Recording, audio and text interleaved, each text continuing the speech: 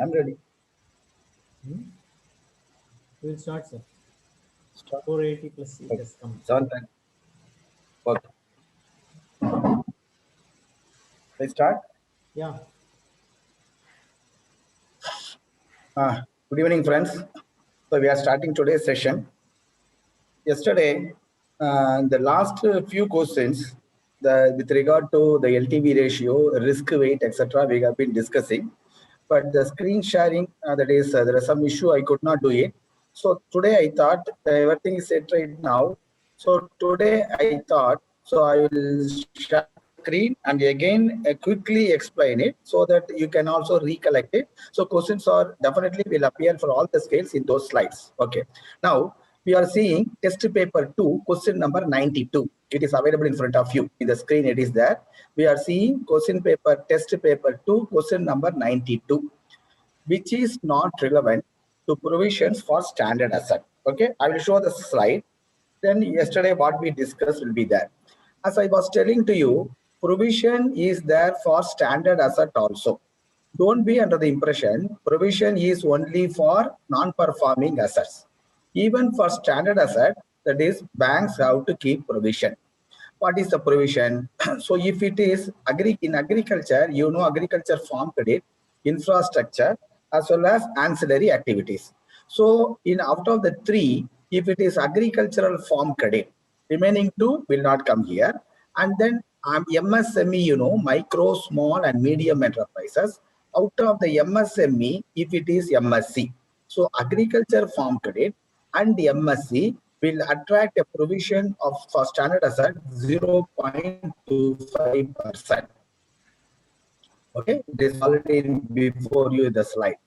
Commercial real estate. What is commercial real estate? Loans given by banks for builders for constructions of very big malls, theater complexes, etc., etc. That is commercial real estate.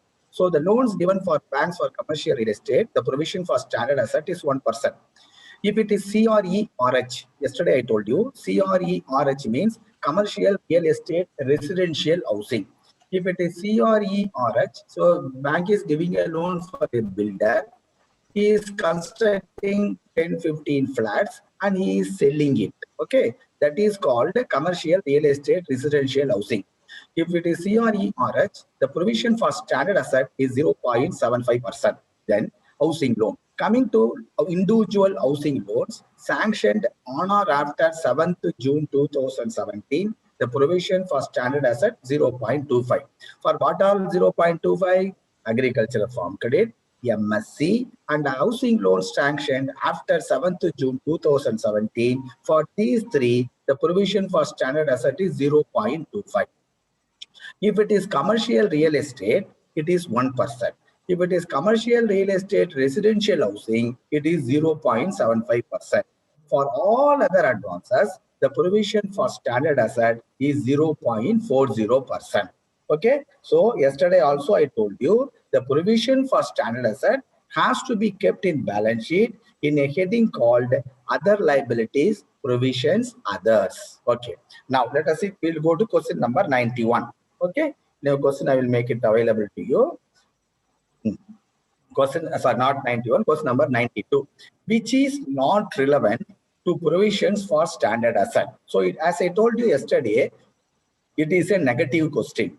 If it is a negative question, you have to choose the wrong answer because options, out of the 4 options given, there will be 3 correct answers which is available in the circular. One is the wrong point. That wrong point you have to choose. If no wrong point is there in the option, you have to choose none of this. Okay. Now let us see. Question number 92 we are discussing, which is in front of you, which is not relevant to provisions for standard asset, which is not relevant to provision for standard asset. Agriculture ancillary activity 0.40, that is correct. Agriculture farm credit is only 0.25, okay, which is not relevant. A is relevant, so you should not tick it. Personal loans, I told you all other advances, but for the 4, provision for standard asset is 0.40. B is also correct, no issue. Then you should not tick it. Then C, venture capital 0.40. I told you venture capital comes in all other types of advances. So venture capital, the provision for standard asset is 0.40. That is also correct. MSME. Friends, here the option given is MSME 0.25. But you know, out of MSME, that is, it is not 0.25. Only for MSC, it is 0.25. So D is the wrong answer. So it is a negative question. What is not relevant to provision for standard asset? You have to choose answer in your correct answer paper, option D. So for question number 92, answer is D. Question number 93. Which one of the following with regard to provision for standard asset does not match? So does not means again it is a negative question. You have to choose the wrong answer. What are all the options given? Housing loan sanctioned before 7th June 2017, 0.40%. You know, housing loan sanctioned after 7th June 2017 only 0.25. So option A is correct. You should not tick it. Commercial real estate residential housing 0.75. That is also correct. So you should not tick it. Agriculture infrastructure 0.25. Friends, I told you under agriculture, from farm credit only, it is 0.25. So, for question number 93, which does not match? Point number option C does not match. Agriculture infrastructure, it should be 0.40, but it is given 0.25. So, for question number 93, you have to choose C as the correct answer. What is option number D? Canara pension 0.40. That is correct. All match correctly. That is also not correct because C does not match correctly. So for question number 93, your answer should be C. Okay. Question number 94. The provision for standard asset is kept in balance sheet under which head? I told you yesterday. Again, I repeat. If you are not noted down, you can note down. When you note down and read, you will get lot of memory. You will not miss it in the exam. The provision for standard asset is kept in balance sheet under other liabilities and provision.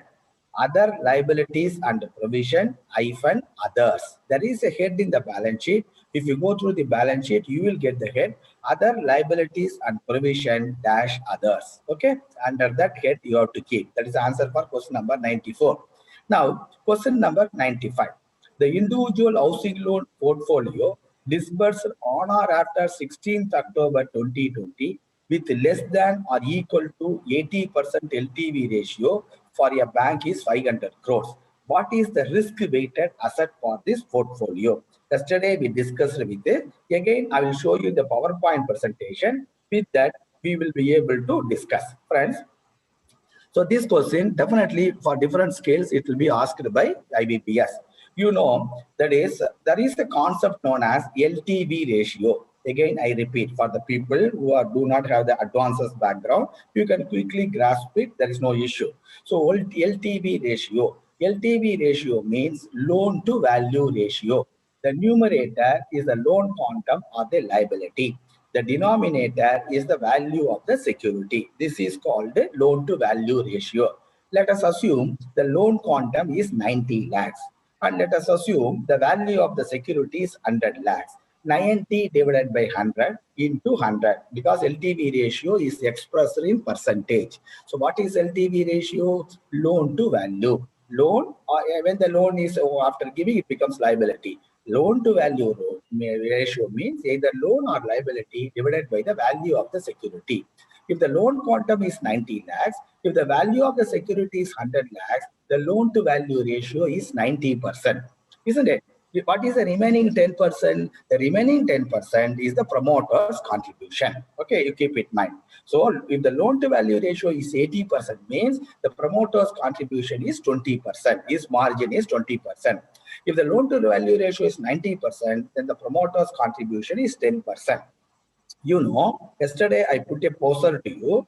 If the LTV ratio is more, whether it is good for the bank. If the LTV ratio is less, it is good for the bank. All of us have agreed, if the LTV ratio is less, it is good for the bank. When the, say for example, the slide, if the LTV ratio is 80 or below 80, the promoter's contribution is more. So when the LTV ratio is less, it is good for the bank. The risk is less, the risk weight is less. What is risk weight?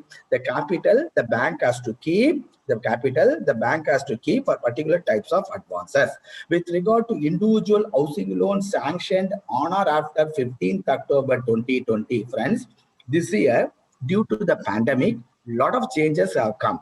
Okay, that is why the priority sector also lot of liberalization has taken place. Based on that, many questions will be there asked by the IBBS in the promotion exams. Okay, keep it in mind.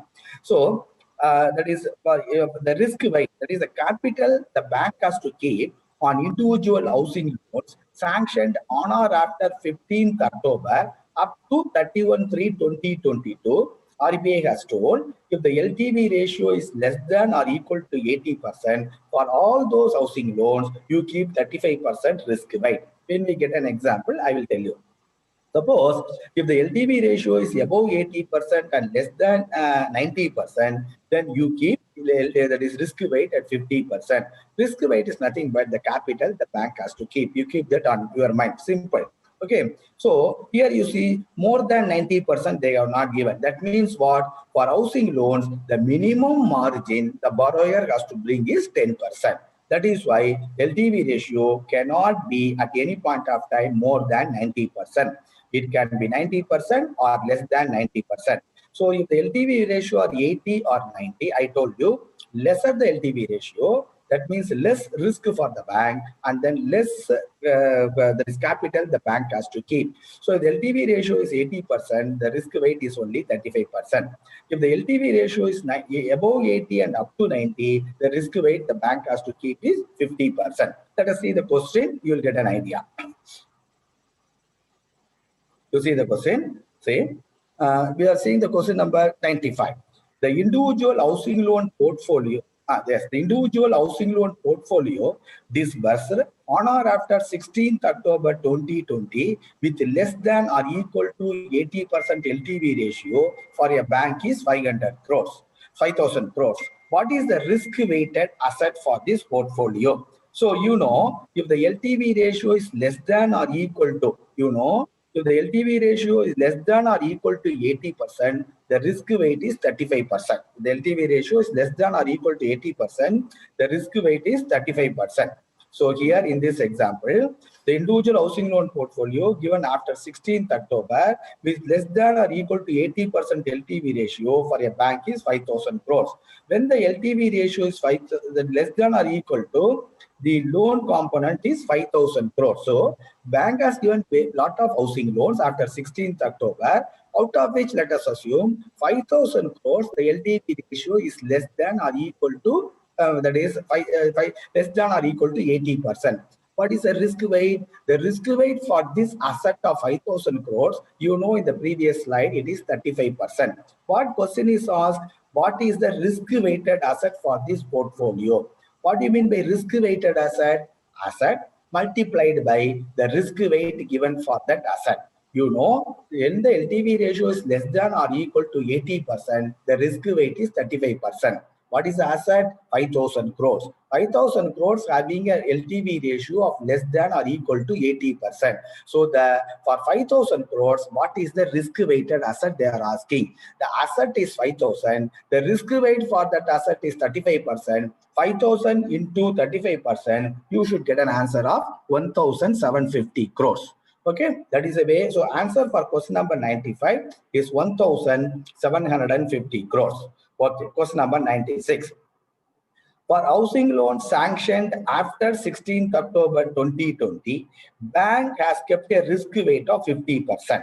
Read the question again. For individual housing loan sanctioned after 16th October 2020, bank has kept a risk weight of 50%. The LTV ratio for this loan should be between dash and dash. When the bank will keep a risk weight of 50%, the bank will keep a risk weight of 50%. Here it is there, no risk weight. The bank will keep a risk weight of 50% only when the LTV ratio is more than 80%, less than or equal to 90%. So accordingly, you have to fill up your answer. So that is for individual housing loan sanctioned on or after 16th October 2020, bank has kept a risk weight of 50%. The LTV ratio for this loan should be between 80%, that is more than 80%, less than or equal to 90%. Question number 96, answer is more than 80%, less than or equal to 90%. These type of questions they will ask. Okay. If the LTV ratio, question number 97, test paper number 2, now we are discussing question number 97. If the LTV ratio is 68%, what is LTV ratio? Loan quantum, or that is, or the liability divided by the security value. If the LTV ratio is 68%, means what is the balance? That is the promoter's contribution. If the LTV ratio is 68%, the promoter's margin is 32%. The difference 100 minus 68 is the promoter's margin. I also told you, lesser the LTV ratio, it is good for the bank, less risk, because the promoter's contribution will be more, and accordingly less risk weight or less capital if the bank keeps sufficient. Okay, question number 97. If the LTV ratio is 68%, promoter's margin is 32%. Okay, now we are seeing the question number. So now we have seen what is risk weight. I explained to you, but I explained to you risk weight only with regard to individual housing loans. The loans given to individuals under housing loan, the risk weight is nothing but the capital the bank has to keep. It undergoes a change depending upon the LTV ratio. There are two LTV ratios for loans given after 15th October. One is less than or equal to 80%. Another is more than 80%, less than or equal to 90%, 35% and 50%. Then there are other types of advances are there in the bank, isn't it? For example, commercial real estate.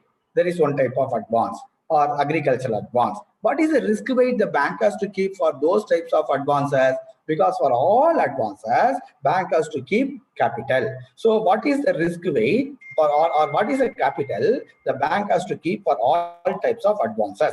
Yesterday, this slide I am not able to show it to you. Now I am making it available. So if the loan is given, so here, for all other advances other than individual housing loan, the risk weight certain number is given. They are not linked to LTV ratios. Only in the individual housing loan, that is risk weight is linked to the LTV ratio. Here, Reserve Bank has given, these are all the risk weight you have to keep. We have to keep for these types of advances.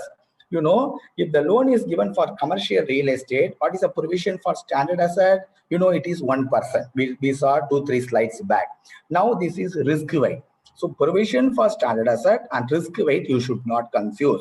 Provision for standard asset is a provision kept out of your earning. What is risk weight? Risk weight is a capital the bank has to keep. From where the bank gets the capital? The bank gets the capital either by issuing shares or by through bonds, tier 1, tier 2 capital. Two types of capitals, all of you are aware. So for commercial real estate portfolio, the risk weight bank has to keep 100%. That means what? If the bank has given 100 crores commercial real estate, the risk weight will be 100 crores. The risk weighted asset will be 100 into 100, again 100 crores. Okay, there what we have seen, 35% and 50%, depending upon the LTV ratio. Here the 35%, 50% is not there. Straight away it is 100%. Commercial real estate residential housing. You know, the standard asset provisioning for commercial real estate residential housing is 0.75%. What is the risk weight for CRE/RH? It is 75%. You see, the risk weight for CRE/RH is less than the risk weight for the commercial real estate. Why the risk weight is less here? Because the chances of account becoming bad is more in a commercial real estate loan as compared to commercial real estate residential housing loan. What is that commercial real estate loan? Loan given by the bank to builders for constructing shopping malls, cinema theaters, etc. So that is commercial real estate. On the other hand, loan given by the bank to a builder who will construct various dwelling houses and they will sell it to the various individuals. That is CRE/RH. Here, the chances of risk is less as compared to the chances of risk there. That is why more the risk, more the risk weight. More the risk, more the risk weight, more the capital the bank has to keep. So here it is 100%, here it is 75%. Then the next point. core investment companies. So, okay, don't worry about what is a core investment company. Loans given by the banks, which are classified as the core investment company, CICs, the risk weight is 100%. You have to by heart these numbers because they may ask. Core investment companies, loans given by the banks, the risk weight for core investment companies like commercial real estate, it is 100%. Venture capital, it is more risk prone area. So for the venture capital loans given by the bank, they have to keep 150% risk weight. What do you mean by that? If you give 100 crores loan to a venture capital, you have to keep 150 crores capital for that. Okay, that is why more the risk weight. So 150% it is for venture capital. Consumer credit. So consumer credit, there are divided into two categories: personal loans and credit card liability. So consumer credit, if it is personal loan, the risk weight is 100% for your Canara budget, teacher's loan, etc., where there is no security, only co-obligate you have taken. So for consumer credit loan, there is personal loans given to the borrowers, the risk weight bank has to keep is 100%. Credit card receivables. So the credit card dues, so because the possibility of credit card dues becoming NPA is much more than the consumer credit person, because here the credit cards do not have any co-obligation also. So the risk weight for credit card receivables is 125%. For consumer credit personal loan, it is 100%. Then educational loan. For educational loan, the risk weight the bank has to keep is 75% uniform, whatever may be the liability. Then so here, there is, I have put a different color. So question will be asked there. There is a concept in the banking industry known as regulatory retail. Regulatory retail RR. So the risk weight for the regulatory retail is 75%. So what is regulatory retail? Regulatory retail means what is regulatory retail portfolio? If they ask the question, you should not miss. Loans given to individuals, where loans given to individuals or loans given to small business where the turnover is up to 50 crores. Okay, so when you give a loan to a small business where the turnover is up to 50 crores, or you give loans to individuals, so where the total exposure does not exceed 7.50 crores. For example, individual A, he may have 4 or 5 loans with you. So if the total exposure does not exceed 7.50 crores, that type of portfolio is called a regulatory retail portfolio. Similarly, you would have given loan to a small business unit. The small business unit, the turnover does not exceed 50 crores. Okay, and for all these things, if you give a loan up to 7.50 crores, the loan given to individuals or the loan given to small business where the turnover is up to 50 crores, they are called the regulatory retail. You should not, they asked, last time they asked, what is the exposure limit for regulatory retail? So regulatory retail means exposure up to 7.50 crores. Friends, last year when you went for the exam, the exposure was 5 crores. From 12/10/2020, from this year, from this October, the regulatory retail exposure underwent a change. RBI has increased the regulatory retail exposure from 5 crores to 7.50 crores. What is the risk weight for regulatory retail exposure? It is 75%. So this is the change this year. So they ask what is the exposure for regulatory retail. If it is a small business, when the turnover is up to 50 crores, it is a regulatory retail. The loans given to those type of units up to 7.50 crores. Loans given to individuals up to 7.50 crores, which should not exceed 7.50 crores exposure. So this is called regulatory retail. This is with effect from 12/10/2020. Till last year, the regulatory retail exposure was 5 crores. Okay, that is why I given a different color. The PowerPoint is also available to you. So that is this question will come from that. Then, so that is with regard to the risk weight or the, so the first slide we saw risk weight to individual housing loan. The risk weight to individual housing loan depends upon the LTV ratio, 35% or 50%. Then we saw the risk weight for various types of advances, including regulatory retail. What is regulatory retail also we saw that. Now, what is the risk weight for loans given to corporates? That is the next point. The loans given to corporates, what is the risk weight for loans given to corporates?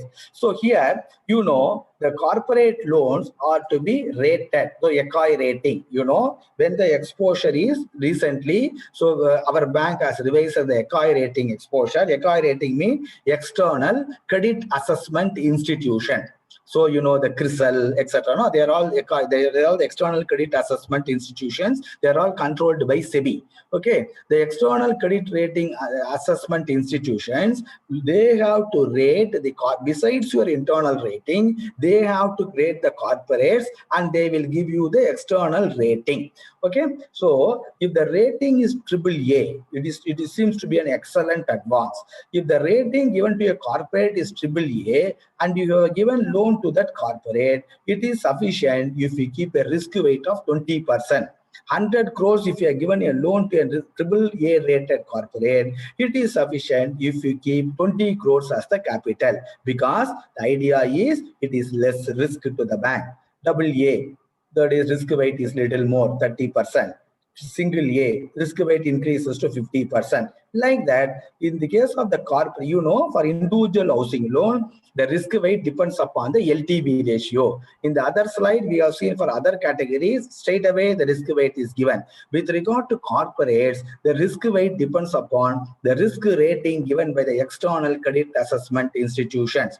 If it is BBB and below, if it is unrated, it is 100%. Then one more thing RBI has introduced. For example, last year, a corporate would have been rated. But this year, he does not want to, he will not go for rating. Why he will not go for rating? If he goes for rating, he will get a negative, that is result based on the rating. His rating will come down. So he will say he will not go for rating. In such cases, earlier rated, now unrated, and if the exposure is more than 100 crores, then the risk weight is 150%. So normally the unrated exposure is 100%, but sometime back the corporate is rated, but now he is not rated. And if the exposure to the corporate is above 100 crores, then you have to keep a risk weight of 150%. So very, very important. There is a change here. You see, I have put in a different color. NBFCs, non-banking financial companies. What is the risk weight for core investment companies? We saw in the previous slide. The risk weight for core investment companies is 100%. Now, other than core investment companies, the risk weight is, that is NBFCs, other than core investment companies, what is the risk weight? For risk weight for core investment companies, straight away 100%. For other than core investment companies, what is the risk weight the bank has to keep? RBI has come out so far, the risk weight for all NBFCs, whether it is a core investment company or other than a core investment company, banks have to keep a, that is risk weight of 100%. But what RBI recently has told, last year they have told, if the loan is given for other than core investment companies, then you need not keep 100%.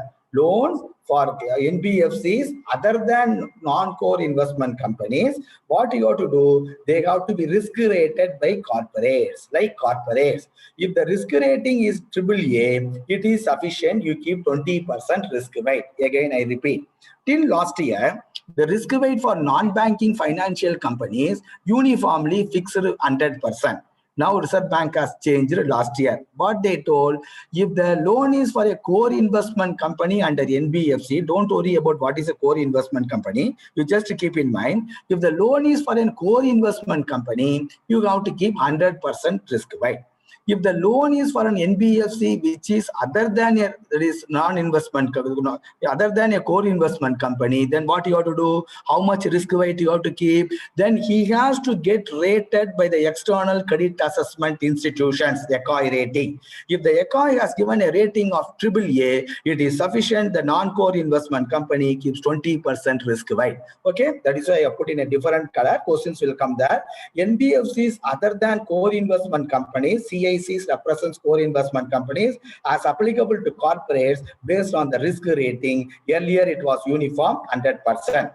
Then the other one is capital market exposure. What is capital market exposure? Yesterday we discussed, again you recollect. So total capital market exposure, how much it should be? 40% of the net worth as at the end of the previous March. What do you mean by that? Yesterday we told there are two types of capital market exposure to a bank: bank loans against shares and debentures, and then bank's direct investment in shares and debentures. So that is called direct capital market exposure. Both put together is is called the total capital market exposure. The total capital market exposure should not exceed 40% of the net worth of the bank as at the end of the previous March. This I told you yesterday. Out of that, I told you the direct capital market exposure should not exceed 20% of the net worth as at the end of the previous year. Whatever loans given to the capital market exposure, banks have to keep a provision of 125%. Okay, friends, these are all the slides on the risk weight. Let us now go to the question. You see, so now we are seeing the question number. Okay, see, we are seeing the question number. And then sorry, some more slides are there which I have left out. We'll see that the slides. Okay, so in the case of a staff loan, this question they're asking, staff loan is also subject to risk weight. That is, for staff loan also bank has to keep capital. If the staff loan is fully covered by the liability is fully covered by the superannuation benefit or collateral of the residential property given by the staff member, the risk weight is only 20%. On the other hand, if the loan is not fully covered by the superannuation benefits or it is not covered by the collateral of the residential property, then the risk weight for the staff loan is 75%. So they are asking these two different staff loan. Two risk weight is that if it is fully covered by the superannuation benefit, it is 20%. Other than that, all other staff loans, the risk weight is 75%. What is risk weight? The capital the bank has to keep on an advance. Okay. Then loans given to central government, the risk weight is 0%. Though loans guarantees backed by central government, you know, DACGC you are having for the GCL loan given, that is guaranteed backed by the central government. For educational loan, that is a credit guarantee fund scheme for educational loan, GCF, SCL is there. All those things guarantees are guaranteed backed by the central government. If the loan is given, which is that you have a central government guarantee, then the risk weight is 0%. Exposure to state government, that means loans given to state government, the risk weight is only 0%. You need not keep any risk weight. On the other hand, if there is a loan guaranteed backed by the state government, for example, Bihar Electricity Corporation, Tangetco, Tamil Nadu Electricity Corporation, they are all run by the state governments. So if the state government gives a guarantee and if we give you a loan, you have to keep a risk weight or a capital of 20% on the guarantee, that is loans or guarantee loans which are backed by the state government guarantee. Again, I repeat, if it is staff loan, there are two types of risk weight. If it is fully covered by the superannuation benefit or collateral of the residential property, the risk weight is only 20%. Otherwise, it is 75%. Exposure to central government 0%, guarantee backed by central government 0%, exposure to state government 0%, guarantee backed by state government 20%. Okay, now let us see the questions.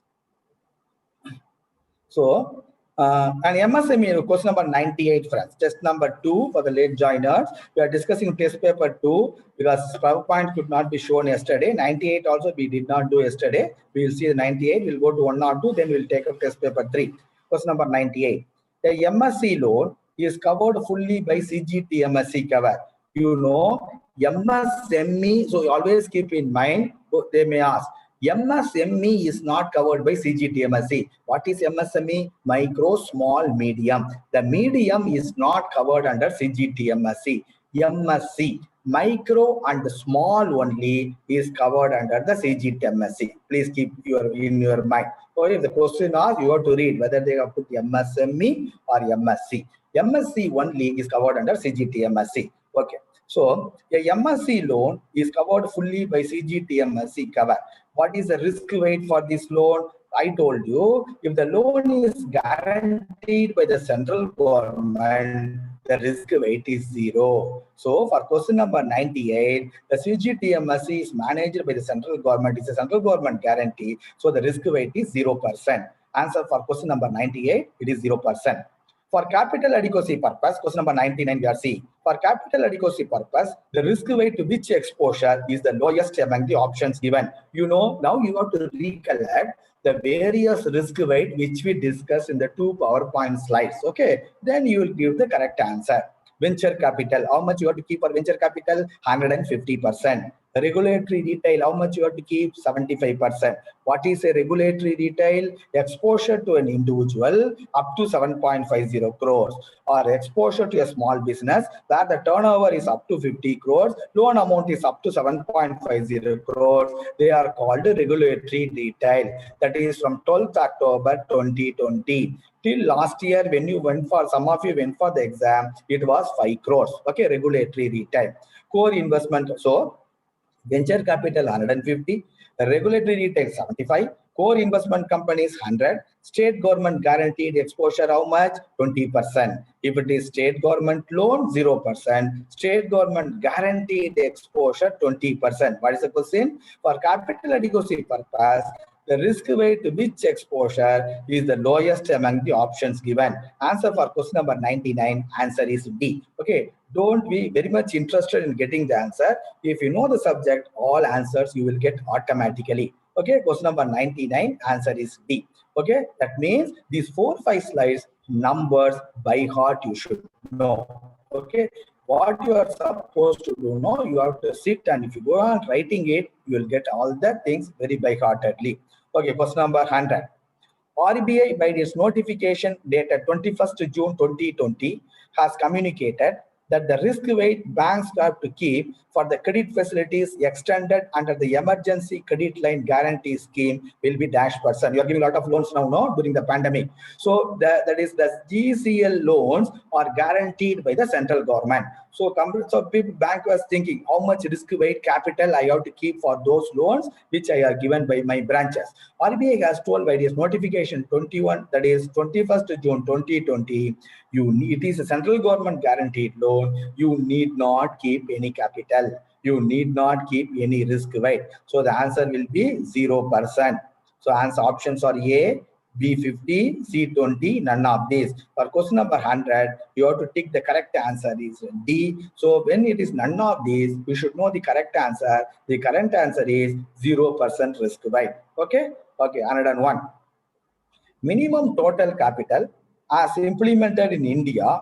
As so from these two slides, you will get again questions because some changes are there as compared to last year. So last two slides which you are going to see, please concentrate. So you will get questions on those slides on all the levels. That I'll first go to the slide, then I will make you understand. Then you will be writing all the questions. Absolutely no problem, friends. You forget about the 31/3/2008. So we are going to see capital to risk weighted asset ratio. Sometimes they ask expand CRAR. Expand CRAR. CRAR expansion is, that is capital to risk weighted asset ratio, CRAR. Okay, capital to risk weighted asset ratio. This is also known as capital adequacy ratio. CRAR means capital to risk weighted asset ratio. Okay, now this is nothing but your capital adequacy ratio which you have seen in the balance sheet. What RBI is telling, what BCBS is telling. BCBS means Basel Committee on Banking Supervision. BCBS. BCBS means Basel Committee on Banking Supervision. So I visited the place Basel. It is in Switzerland. Basel Committee on Banking Supervision. So BCBS. So what BCBS is telling, all banks, that is throughout all banks operating, that is in the world, all banks operating in the world have to achieve certain percentage in the capital requirement by 31/3/2019. That is a cutoff date given by the BCBS. What is that? See, first let us go from down. So the minimum total capital, that is the capital to risk weighted asset ratio, or the capital that is adequacy ratio of all banks operating throughout the world should be 8%. That is what BCBS told, and it should be by 31/3/2019. Out of which they have split the total capital into two: Tier 1 capital and Tier 2 capital. What is Tier 1 and Tier 2? Let us not worry about it now. So Tier 1 capital and Tier 2 capital. Getting Tier 1 capital is very difficult as compared to getting Tier 2 capital. That you keep in mind. Okay, Tier 1 capital and Tier 2 capital. So the total capital requirement should be 8% for all banks operating in the world. By which date they should achieve by BCBS by 31/3/2019. Out of which BCBS has told this 8% should be how much? You can have tier 2 capital maximum 2%. You cannot exceed beyond 2%. Again, I repeat, the total minimum capital requirement as per BCBS is 8%. That has to be achieved by 31/3/2019. So it is split into two categories, tier 1 and tier 2. Tier 2 maximum should be only 2% because you can easily make tier 2 capital. So tier 2 maximum only 2%. It can be less than 2, but it cannot be more than 2. Then minimum of tier 1. See, tier 1 capital minimum is 6%. The entire capital can be tier 1. Okay, so but the minimum you should maintain 6% tier 1 capital. The maximum tier 2 should be 2. Both put together should be 8%. That is, they ask the question. You have to read the question very correctly. Whether it is maximum tier 2, minimum tier 1. Tier 2 can be maximum 2%. Tier 1 minimum 6%. It can be more than 6. It can be less than 2. If it becomes less than 2, it has to go beyond 6. Okay, so it cannot come down below 6 and it cannot go beyond 2. Okay, so both put together should be 8%. Then this minimum tier 1 capital of 6%, BCBS has divided into two categories. What is that? That is minimum common equity tier 1, CET1. Okay, very, very tough to get this type of capital. Minimum common equity tier 1 capital, you should be 4.5%. Okay, it should be 4.5%. Then additional tier 1 capital should be 1.5. Both put together should be 6%. Keep these numbers in your mind. The total minimum capital should be 6%, out of which maximum tier 2 2%, minimum tier 1 6. Then that 6 is divided into 4.5 and 1.5. The banks in all over the world, not only in India, has to achieve this 8% like this by 31/3/2019. Over and above that, Basel III, the committee has told banks all over the world has to achieve another component known as CCB. CCB expansion is Capital Conservation Buffer. Okay, CCB stands for Capital Conservation Buffer.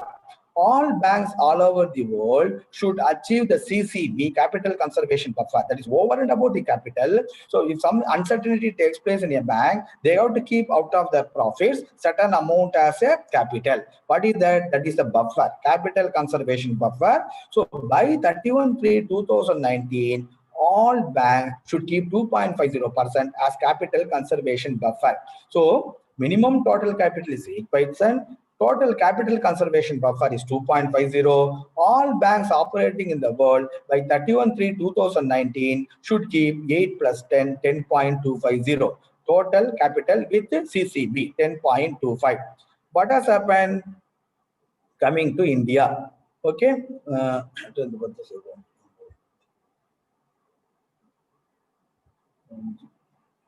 Okay. Now, what Reserve Bank of India has told, let us see now. So, the BCBS has told the total minimum capital should be 8% by 31/3/2019. Reserve Bank of India has told the total minimum capital for banks operating in India is not 8%, it is 9%. That is, restriction imposed by Reserve Bank is little more than what BCBS has told. Okay, then out of which, like your BCBS, they told, Reserve Bank has told the maximum tier 2 capital should be 2%, minimum tier 1 capital should be 7%. Out of the 7, 5.5 common equity tier capital and additional tier is 1.5. So what the BCBS has told, I have given in the last slide, by 31/3/2019. What Reserve Bank of India has told, how much they have to achieve by 31/3/2019, I have given. So this is 1% more than what they have told. Where that 1% is loaded, that 1% is loaded here and the 1% is loaded here. Okay. Then the capital conservation buffer. BCBS has told by 31/3/2019, banks all over the world has to achieve 2.50%. But Reserve Bank of India told, Reserve Bank of India originally had the plan to achieve 2.50 by 31/3/2019. But pointing out the difficulty faced by the bank, Reserve Bank of India has told, if you achieve 9% on 31/3/2019, minimum total capital is sufficient, but the capital conservation buffer, you need not achieve 2.50. It is sufficient if you achieve 1.875 by 31/3/2019. That is why I have put in a different color. If they ask the question, what is the CCB banks in India have to achieve as per RBI guidelines by 31/3/2019? It is 1.875%. Then what is the difference in 1.75, 2.50? 0.625. Then when banks in India have to achieve that 0.625, originally Reserve Bank has told you have to achieve that, you have to go to 2.50 by 31/3/2020. But you know what has happened on 31/3/2020, isn't it? Pandemic. So banks cannot achieve. So now RBI has postponed the date. Let us see the next slide, what they have postponed. So this is very, very important, this slide, the previous slide. Due to the prevailing pandemic, it is sufficient if banks in India achieve. So what they, by 31/3 itself, they have to achieve 9% minimum total capital.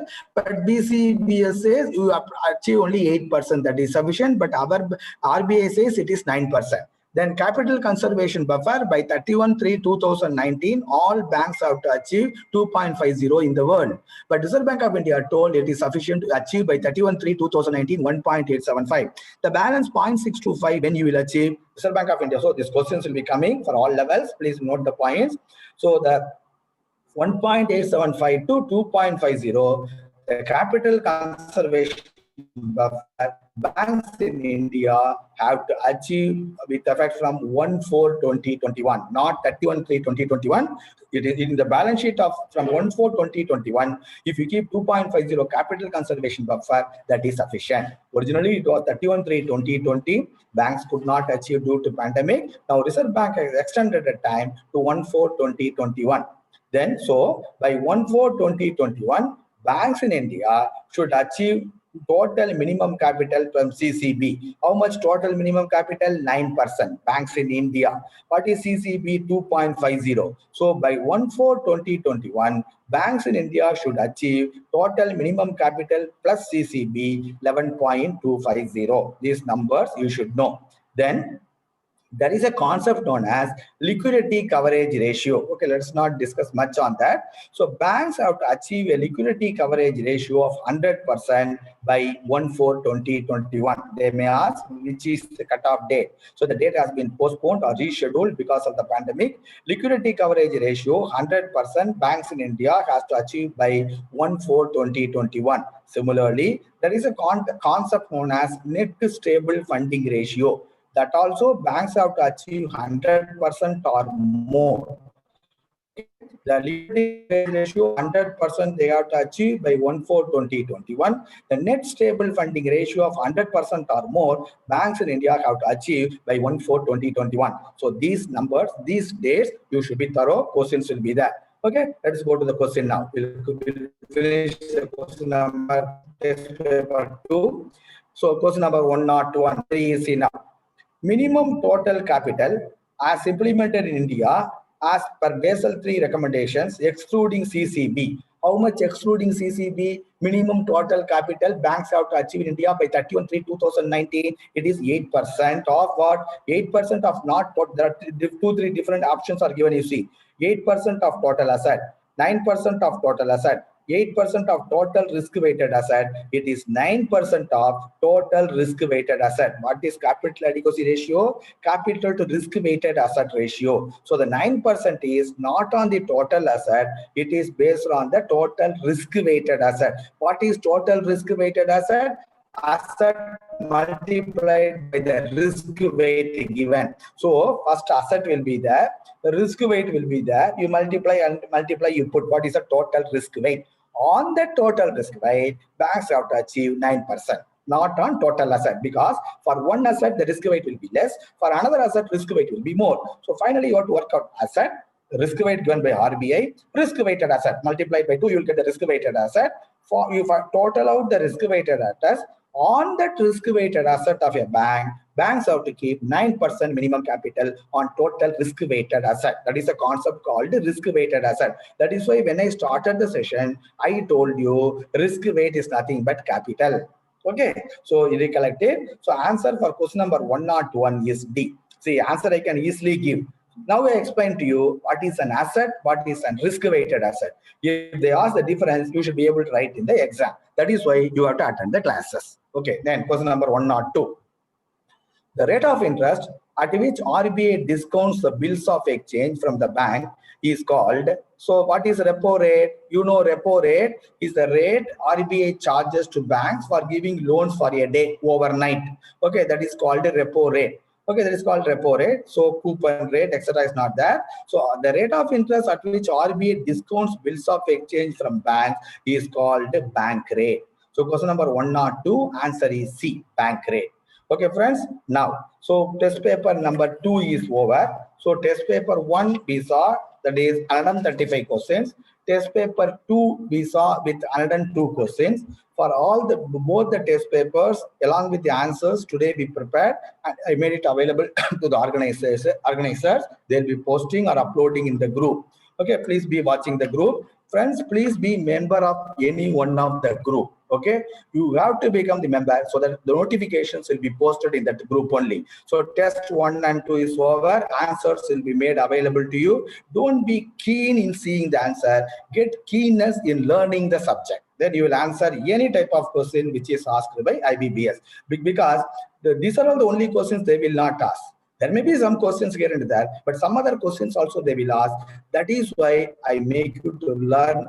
Not only for that, in day-to-day banking also it will be useful to you. Okay, friends. Now let us go to test paper 3. Already the test paper 3 is made available to you, if I am correct.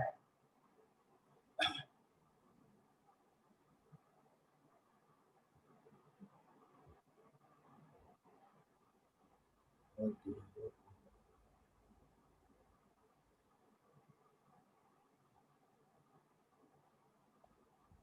How to go? Okay. Test 3 is made available to you now. You can see. Now, the test 3 paper consists of mostly legal aspects. Okay, legal aspects questions are being asked. So I have covered maybe this test paper number 3 consists of, if I am correct, 123 questions.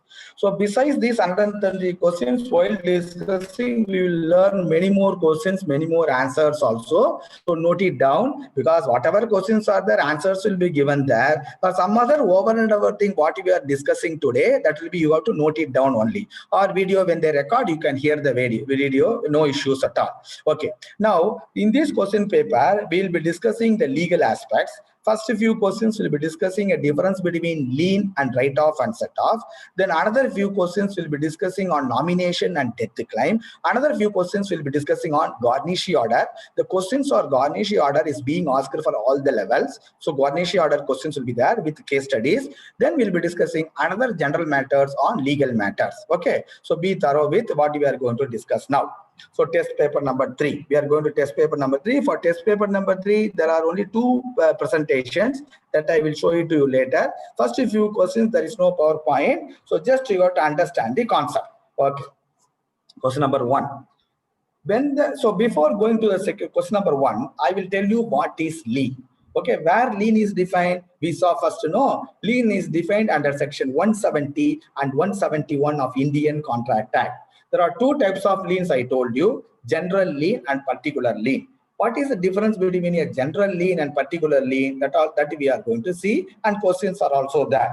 For example, you are a banker. When somebody comes and gives some securities to you and he takes a loan from you. Okay, you give a loan against a security. For example, he has given for example, gold loan, and he has taken a security. You are given a gold, and he has given the gold ornaments to you. You given the loan, or he has given some other properties, and you are given MSME loan. You take like that. Then let us assume he is also having an unsecured loan. For example, Canara budget, or he is having a DPN high level. There is no security at all. So when a customer is giving a security to you with the condition, when that particular loan for which he has given the security is closed, you should give back the security irrespective of whether the other loan is overdue or not. Again, I repeat. So there are two types of liens: general lien and particular lien. What is here? Now we are seeing first point is particular lien. Customer comes and gives you some securities with an intention that you will give back the security to him once that loan is cleared, irrespective of any other loan, direct or indirect liability is having, whether any security is there or not for that loan. That means you should not hold this security for the overdue of the other loan. That is called, that is particular lien. That is, this security is given to you, you give loan, when that loan is closed, you give back the security to him. That is called particular lien. That is another concept known as general lien or implied pledge. Another concept, another lien, section 171 of the Indian Contract Act, we have general lien or implied pledge. What is the general lien or implied pledge? There, what happens? The understanding is he gives a security to you when the loan, suppose if he's having another loan for which there is no security, etc. When this loan is closed, if the other loan is having overdue in that, you will not release the security. That is called general lien or implied pledge. In particular loan, this security for this loan, you will release it once it is cleared, if the other loan is having overdue or not. In the case of a general loan, this security you will not release even if the loan is closed, and that is, if the other loan which he is having overdues. If he is having overdue, there is no overdue, you can release it. If the other loan is having overdues, you will not release this security. That lien is called general lien or implied pledge. All the documents of our bank is having only a general lien or implied pledge. We do not have the concept known as particular lien. Okay, keep that in mind. So okay, that is the difference between a general lien and particular lien. First question: when the securities are to be released by the bank to the owner on payment of the loan for which these are handed over to the bank and cannot be retained by the bank for any other loan or any other dues, it is called particular lien. Option, I told you, no, the options are there: pledge, general lien, hypothecation, none of these. What is the question? When the securities are to be released by the bank to the owner on payment of the loan for which these securities are handed over to the bank and cannot be retained by the bank for any other loan on any other dues, it is called particular lien. But option particular lien is not there, so you have to tick none of these. For question number 1, answer is none of these. But bank's lien is only general lien. We will never have this type of particular lien in your documents. If you go through the documents, you will get the idea. Okay, so answer for question number 1 is none of these. The correct answer for the none of these, this is called particular lien. Suppose instead of none of these are they given particular lien, you have to tick particular lien. Okay, sir. Question number 2. When the securities can be retained as security for loans and advances, other than the loans and advances for this, for which these were handed over to the bank, it is called. So the securities can be retained as securities for other loans and advances, whereas the securities are given for one loan, you are retaining for another loan. This is called general lien or implied pledge. So question number 2, the second point number A is general lien or implied pledge is the correct answer. So this is for all banks are having a general lien or implied pledge on the securities handed over by the borrower to take a loan. Okay, very important. So point number 1 is a particular lien, so none of these. Point 2 is the general lien or implied pledge. Point number 3, banker's lien is, I told you, implied pledge or general lien. So question number 3, answer is A. Banker's lien, always implied pledge or general lien. Question number 4. Lien is defined in which act? SARFAESI Act, Transfer of Property Act, Indian Contract Act, SETSOI Act. I told you, we have seen the slide in test paper number 2, various types of charges the bank is getting. Okay, so the lien is defined in Indian Contract Act. Okay, lien is defined section 170 and 171 of Indian Contract Act talks about general lien and particular lien. Answer for question number 4 is C. Question number 5.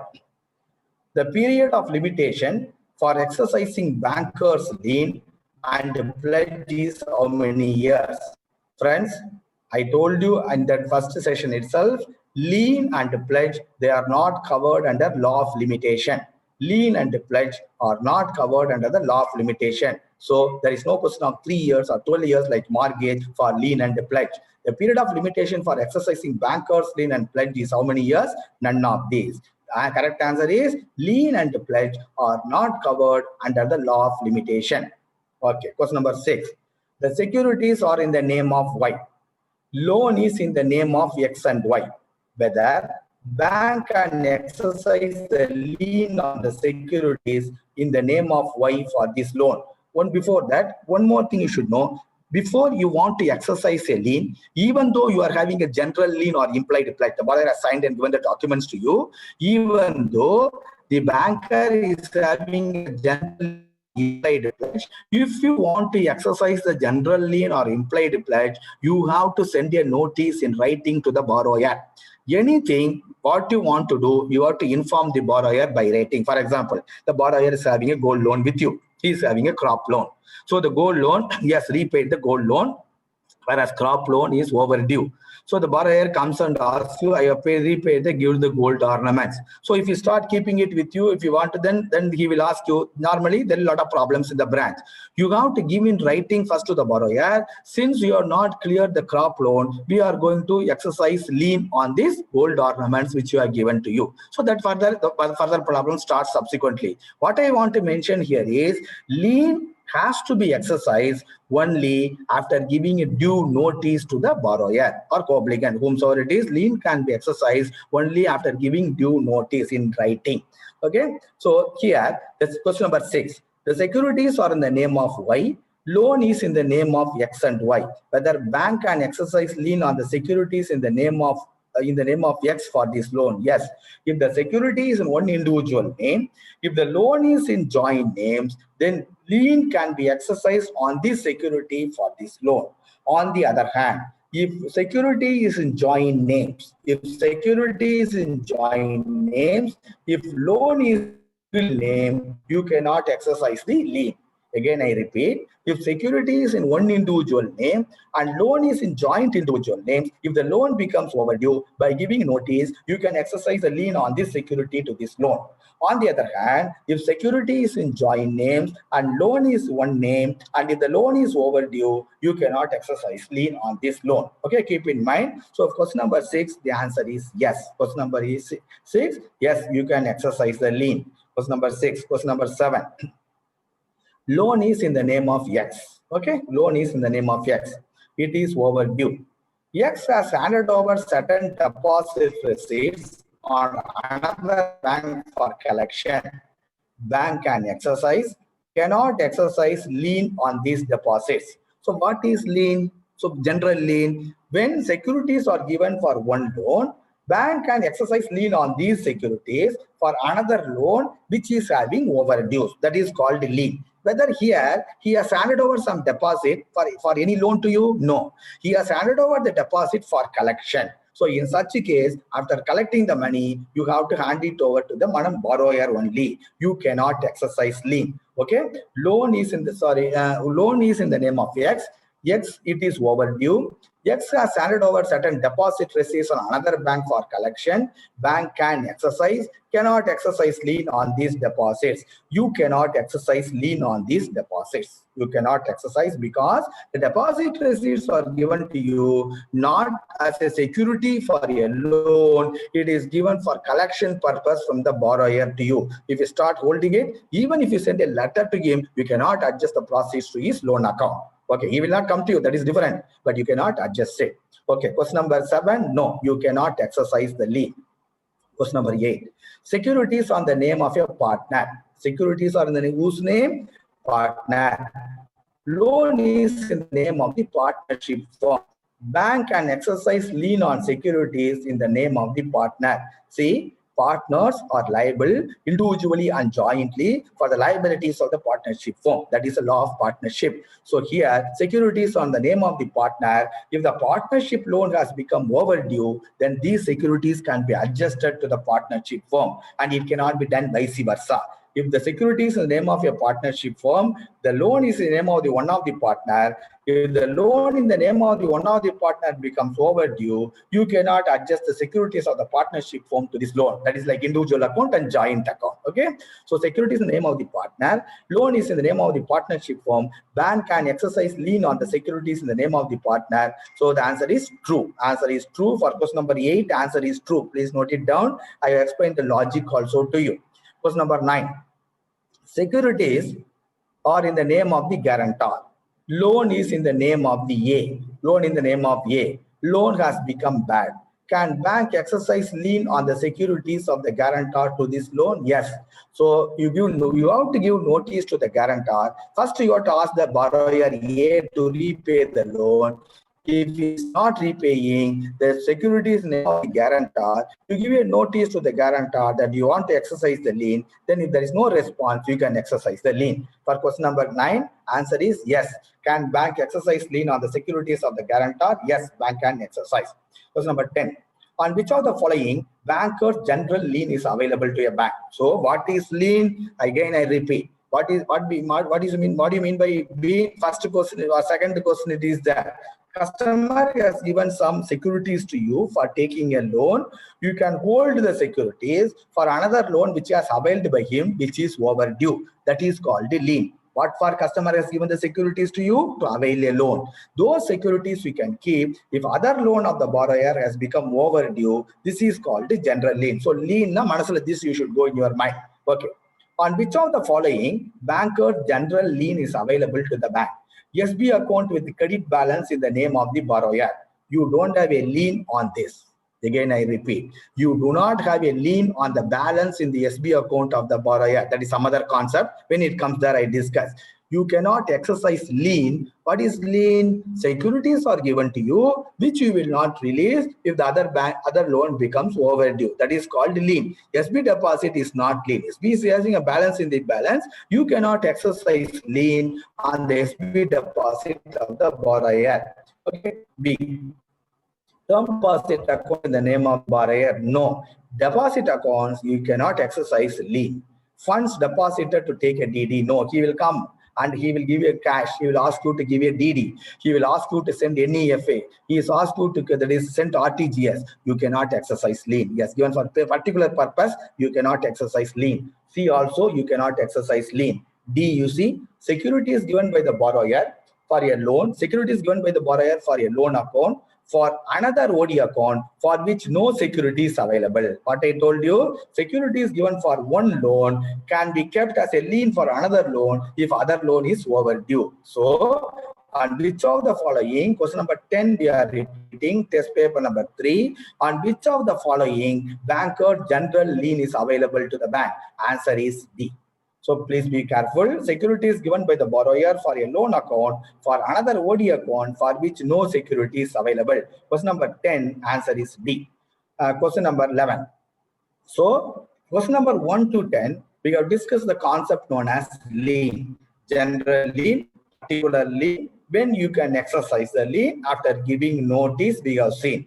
Now we are going to see another concept in the banking industry. So where lien is defined? Lien is defined in the Indian Contract Act. Now we are going to see the other concept known as right of set off. Okay, right of set off. Question number 11. The right of the banker to adjust the deposit account to the loan account of the same person is called right of set off. Okay, when it comes to deposit, it becomes right of set off. Okay, so the right of the banker to adjust the deposit account to the loan account of the same person is called right of set off. Question number 11, answer is right of set off. Question number 12, right of set off is defined in which act? Lien is defined in Indian Contract Act. Right of set off is defined where? Before that, I'll ask this question. Account pay crossing is defined where? You know, general crossing is defined in the Negotiable Instrument Act. Then special crossing is also defined in the Negotiable Instrument Act, but account payee crossing is by practice of the banker, isn't it? It is not defined in the Negotiable Instrument Act. Similarly, a right of set off is not defined in any law. Nowhere right of set off is defined, it is by the practice of the banker. Right of set off is defined in which act? In no act it is defined, it is by the practice of the banker. Okay, lien is defined in the Indian Contract Act, section 170 and 171, whereas right of set off is by the practice of the banker. Question number 13. You have a deposit account. You have a deposit account in the name of Mr. A. You also have a loan account in the name of B and A. So, in whose name you are having a deposit? A. In whose name you are having a loan account? B and A. It can be A and B or B and A, anything. Does the bank has the right to set off the deposit of Mr. A to the joint loan account? Yes. Like lien, if the security is in the name of one person, it can be adjusted to the loan of joint account that was available in lien. Similarly, in rate of set off also, if the loan is, so here you have deposit is in the name of A, loan is in the joint name of A, B or B and A, you can adjust the deposit account to the joint account of the loan if they become overdue. In write-off set-off also, before adjusting the SB or deposit balance to the write-off set-off to the loan account, you have to send a notice to the borrower giving a specific time. So you are having a loan account, the loan account has become overdue, you are having a fixed deposit, you are having a SB account, we are going to adjust, we are going to do write-off set-off of that SB balance to this loan account. After giving due notice only, fixing the time, 30 days time, we can do the, otherwise BCBS conditions will not be fulfilled, you will go to banking ombudsman, lot of issues will be there. Okay, sir. So question number 13, answer is yes. Question number 13, answer is yes. Question number 14. Question number 14, I am reading. X has an overdraft. He is associated with the following accounts. So X is having an overdraft with you. He also having the following account with you. Bank wants to recover the overdraft. Let us assume overdraft is becoming overdue. Bank wants to recover the overdraft by using write-off set-off. In which of the following it is possible? So X having a loan account, that is he is having a, that is the loan account is overdue. So he is having various accounts. By using write-off set-off, which balances in the other accounts you can adjust to the overdue OD? That is a question. Okay. X has an OD against NSC with an unavailed portion. Okay, the limit you have fixed 100 lakhs, the liability is only 10 lakhs, 90 lakhs unavailed portion. The unavailed you cannot do write-off set-off unavailed portion. Please keep in mind, you cannot do write-off set-off with the unavailed portion in that OD account. If there is a credit balance in the OD account, you can do write-off set-off. Unavailed portion, you cannot do. Answer is A is not there. Answer B. X has a current account with credit balance in another branch of the bank. C. X has a current account along with his wife in your branch with huge credit balance. None of this. So what has happened? That is X is having an overdraft. It has become overdue. He is having certain accounts with you. From which account to this overdraft you can do write-off set-off by giving the notice? That is a question. The first point is unavailed balances in an account you cannot adjust for write-off set-off. A is not possible. C. So in whose name the loan account is there? Loan account is the name of X. C is what? He is having a current account along with his wife. So when the loan is in one individual, when the deposit is in two individuals, you cannot do write-off set-off. On the other hand, if the deposit in two names, loan is in one name, so if the loan is in one name and the deposit, if the deposit is in one name, loan in two names, you can do the write-off set-off. Here, the loan is in the name of X, deposit current account, point number C. X has a current account along with his wife in your branch with a huge credit balance. You cannot do write-off set-off. She will come to fight with you. Then question point number B. X has current account with credit balance in another branch of the bank. Friends, for lien and for write-off set-off, bank as a whole is taken as an entity. Okay, it is not individual branches. For example, in your branch, in your branch, he is having his overdraft. In another branch of the bank, he is operating a current account with a huge balance. Okay, you can give a notice to the customer and adjust the credit balance in the current account of another branch to the OD account of your branch, which is overdrawn. So answer for the question is B. X has an overdraft. He is associated with the following accounts. Bank wants to recover the overdraft by using write-off set-off. In which of the following it is possible? It is possible in B. X has current account with credit balance in another branch of the bank, that you can do write-off set-off. So for question number 14, answer is B. Question number 15, very, very important question. This question they are asking frequently. Okay, now question number 15. The write-off set-off can be used if simultaneous relationship is available dash and dash. When from what you are doing write-off set-off, from an SB account or from a term deposit account, you are adjusting to a loan account. Am I correct, sir? Okay. In the case of an SB account, what is the relationship between the bank and the customer? In an SB account, the relationship between the bank and the customer is debtor creditor.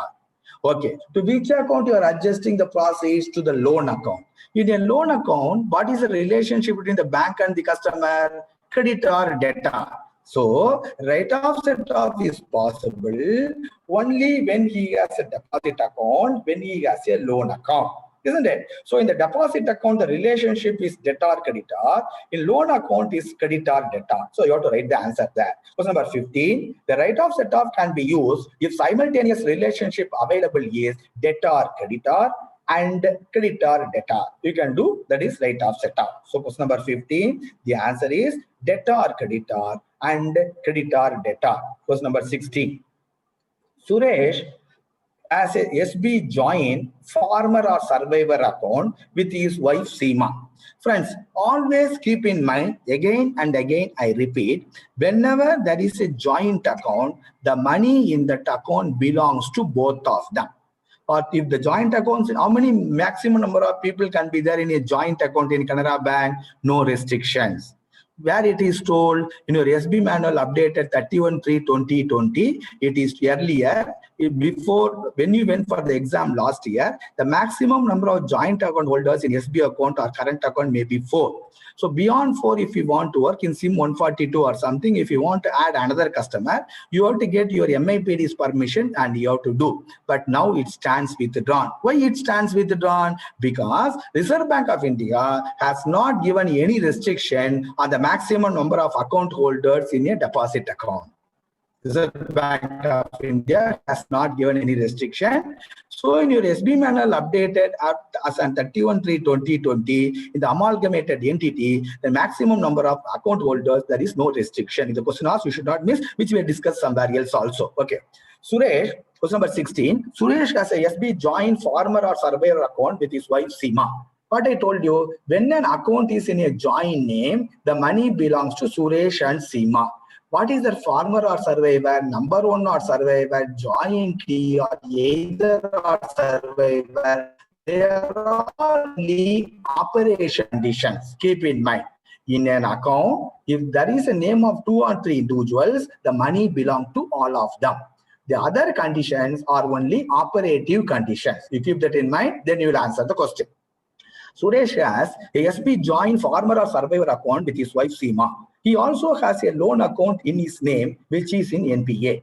Before submitting the loan card, branch wants to exercise write-off set-off. In whose name the SB account is there? Joint names. In whose name the loan account is there? In single name. So when the deposit accounts in joint names, when the loan account is single name, you cannot do write-off set-off, whatever may be the operation conditions of that deposit account. So Suresh has an SB joint farmer or survivor account with his wife Seema. He also has a loan in his name which is NPA. Submitting the loan card, branch wants to exercise write-off set-off. Options are: can be done since it is a farmer or survivor, can be done with the consent of R&L section, prior permission from HO is required, none of these. Sir, that is here, that it can be here, you cannot do write-off set-off even though it is a farmer or survivor. Because farmer or survivor is only operation condition, the money is in both the people's name. Okay, so answer for the question is none of these. You cannot do write-off set-off for question number 16. Question number 17. A banker can exercise write-off set-off the amount held in fixed deposit of the customer against the overdue loan account of the same customer only after the deposit matures. Yes. See, that is, bank on its own cannot do write-off set-off if the fixed deposit is not yet mature. On maturity only, by giving notice, bank can do the write-off set-off. Or when the customer comes for before maturity closure, at that time also you can do write-off set-off. So you cannot on your own do before maturity closure and adjust the deposit proceeds to their loan account. So question number 17, a banker can exercise write-off set-off the amount held in fixed deposit of the customer against the overdue loan account of the same customer only after the deposit matures. Question number 17, answer is A. Question number 18. There are two very, very important questions. This question, once they asked, there are two firms, AB Enterprises and CD Enterprises. Both are having the same partners.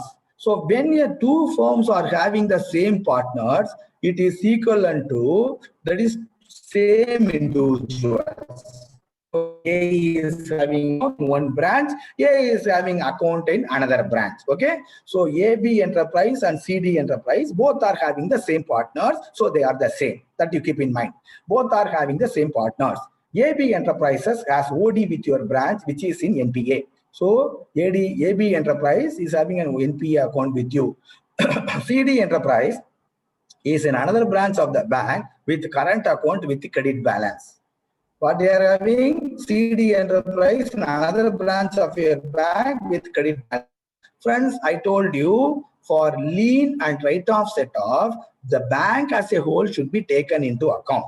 Okay, it is not individual branch. If your branch there is an NPA, in another branch that is a credit balance, by giving notice you can do write-off set-off. But here the partnership form, two different partnership form, but the partners are the same. One partnership firm is having an NPA account with you. Another partnership firm is having a current account with huge credit balance in another branch of the bank, but the partners are the same. You can do write-off set-off by giving due notice.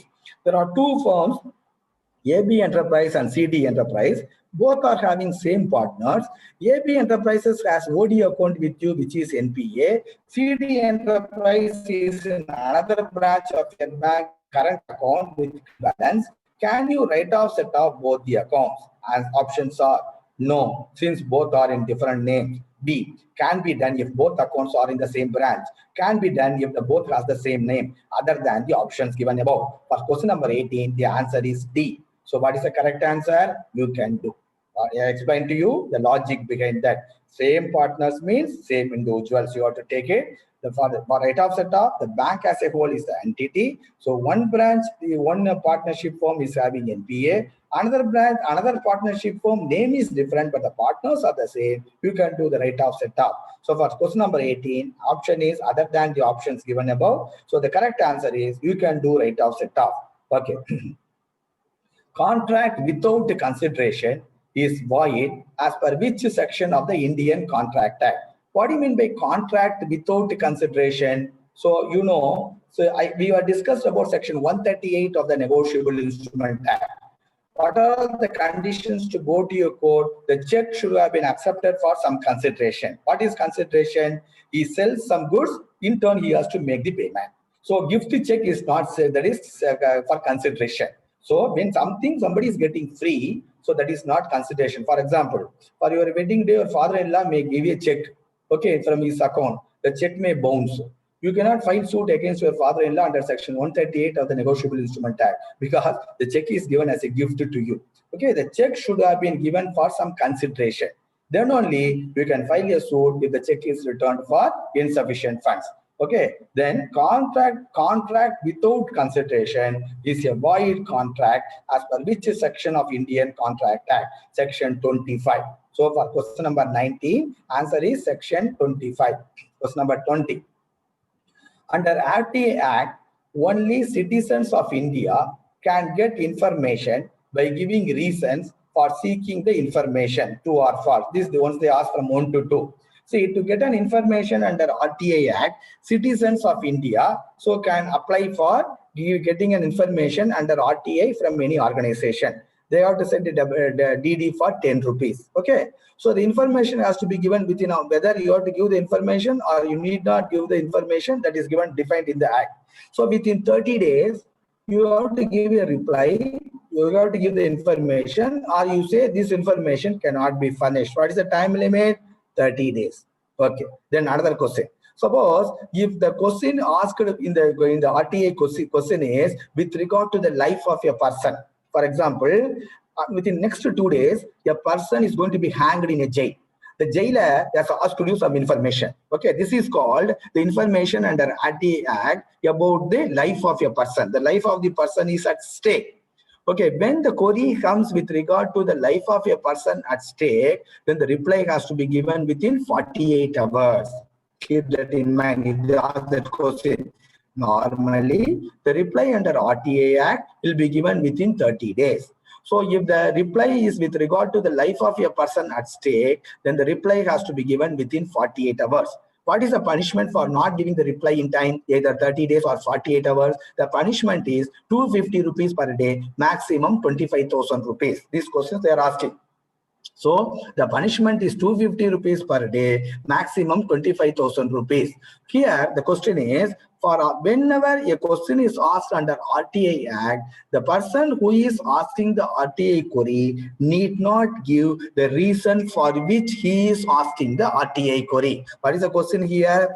Under RTA Act, only citizens of India can get information by giving reasons for seeking the information. They need not give the reasons for seeking the information. Answer is false. For question number 20, answer is false. Okay, friends. Now question number 21.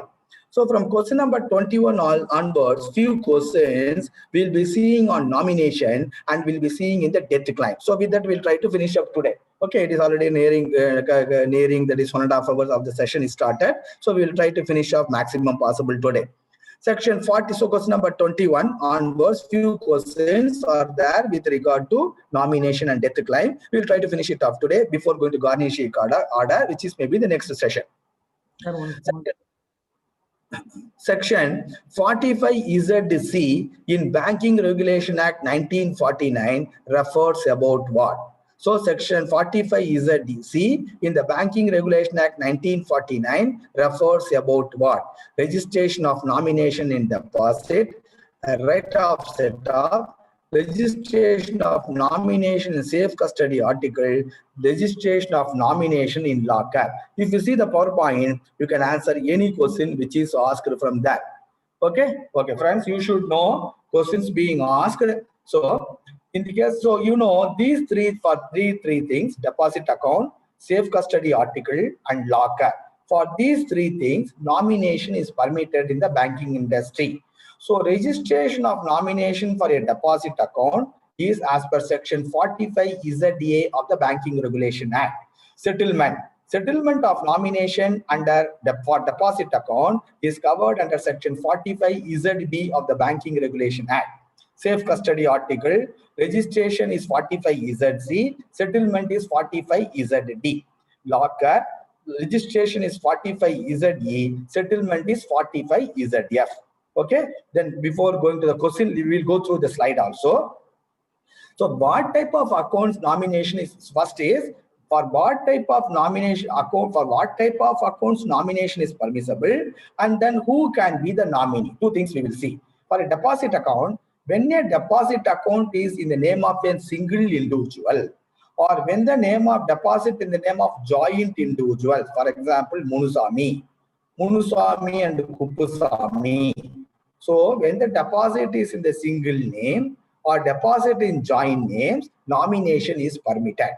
If the deposit is the name of an LQF, if the name of a deposit is the name of a partnership firm, if the deposit is the name of a company, the representative capacity, deposits in the name of the representative capacity, nomination is not permitted. Deposit should be in the name of an individual, either single name or joint names, nomination is permitted. If the deposit is the name of a proprietorship concern, if the deposit is the name of a proprietorship concern, then nomination is permitted. Okay, single account, deposit account, joint deposit account, and deposit account in the name of a proprietorship firm, nomination is permitted. Okay. Then, in the case of a safe custody article, when nomination is permitted, in the case of a safe custody article, if it is deposited in single name only, nomination is permitted. Whereas in the case of a deposit account, if the deposit in joint names also, nomination is permitted. But in the case of a safe custody article, if it is deposited in single name only, nomination is permitted. If safe custody article is deposited in joint names, nomination is not permitted. Safe custody article, if deposited in proprietorship name, nomination is possible. That is why I have put here safe custody article single name, and in proprietorship name, nomination is permitted. If it is deposited in joint name, no nomination is permitted. Locker. Coming to locker, whether the locker is in the single name or locker in the joint names or locker in the proprietorship name, nomination is permitted. Okay, so nomination is permitted. So now, so we know which are all the accounts nomination is possible. Then who can be a nominee? Who can be a nominee for a deposit account? Who can be a nominee for a safe custody article account? Who can be a nominee for a locker account? So a nominee can be only a single individual. A nominee cannot be joint individuals. A nominee for a deposit account can be only a single individual. If the deposit in joint names of Ramasamy and Kuppusamy, Munusamy can be the nominee for the deposit. There cannot be two nominees for a deposit account. A proprietorship firm can nominate. A proprietorship firm can nominate. A proprietorship firm cannot be a nominee. Okay, again I repeat, a proprietorship firm can nominate, but a proprietorship firm cannot be a nominee. Nominee for a deposit account will be single individuals only. Coming to safe custody article, who can nominate? I told you the nominee for a safe custody article again should be a single individual only. Okay, it can be a single individual only. Then locker only, there is some small differences there which you should know. They will be asking the question in our case study also, it is there. The locker can be in the name of a single individual, can be in the name of a joint individual, can be in the name of a proprietorship firm.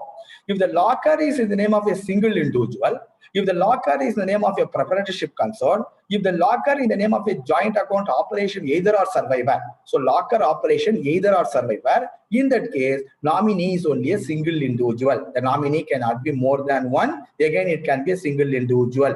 On the other hand, if the locker is in joint names and if the operation condition is jointly, then the nominee can be more than one individual. Let us assume locker is in the name of A and B.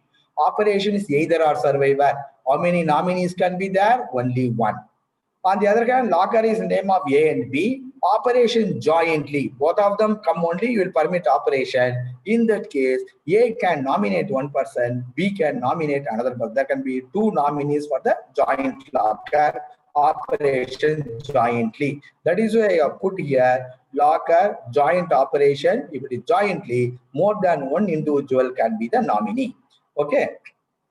So these forms, maybe for office scale 1 to 2, you should know the forms, registration, DA1, NF, etc. Let us not go through, slide is available to you.